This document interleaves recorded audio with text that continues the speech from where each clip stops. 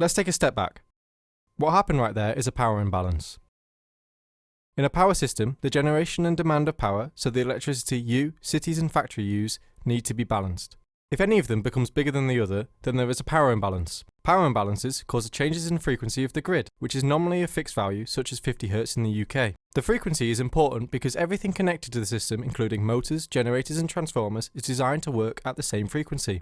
The act of balancing the grid to keep the frequency constant is known as frequency control. If the frequency drops lower than the system limits because of an increase in demand, the frequency control is activated to restore the frequency to 50 Hz. Traditionally, much of the frequency response was provided by the inertia of synchronous generators, but with the extended inclusion of renewables, the total inertia of the grid decreases, making it more susceptible to frequency deviations. This is where we come in. While other frequency response services work by increasing the generation of power to match the increase in demand, our system works on the other ends of the scale. By dynamically adjusting the power demand from heating, ventilation and air conditioning loads, we can help the frequency control to balance the grid and restore the frequency to 50 Hz.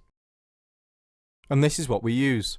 Our system is comprised of a mains measurement box, a zero crossing board, a microcontroller, connected through a CAN-open transceiver to a motor drive. This type of motor drive allows building managers to control induction motors, such as this one, often used to drive ventilation systems of full buildings. The frequency support device is integrated as a secondary control layer around the motor drive.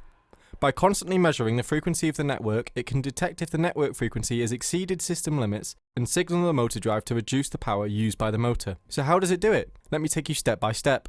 The mains measurement circuit has two main functionalities. It acts as a direct main signal source by stepping down the 230 volt AC mains voltage to a lower voltage signal used in the frequency estimation, and it provides a 5 volt DC power supply to power the rest of the frequency support device.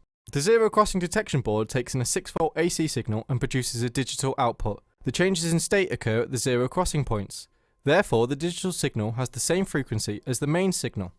The digital signal is then processed by a microcontroller. The time between rising edges is measured to estimate the frequency of the signal, and therefore the mains network. The control is divided into two cases. If the frequency of the network is within acceptable limits, then normal operation mode is used. This is where the motor is controlled with a speed set point, using an internal PI controller, and the system does not provide the frequency support. But if the frequency is measured to be less than a given threshold, frequency support mode is used instead. In frequency support mode, a power frequency multi-droop line is used to match a given decrease in frequency with an appropriate decrease in power. This value is then translated into a torque set point that is sent to the motor drive. The torque set point is sent to the drive using the serial communications protocol CAN-open. This is achieved using a CAN-open transceiver which interfaces the microcontroller to a CAN bus. This acts as a communication bridge between the microcontroller and the motor drive. This allows two-way communication where the torque set point is sent to the drive and the speed feedback is sent to the microcontroller. The motor drive then adjusts the power demand of the motor based on this torque set point. To test the frequency support device, the system was set up with an IDEC unidrive controlling an induction machine connected to a fan load. Using a function generator, a frequency step change from 50 to 49.75 Hz was set.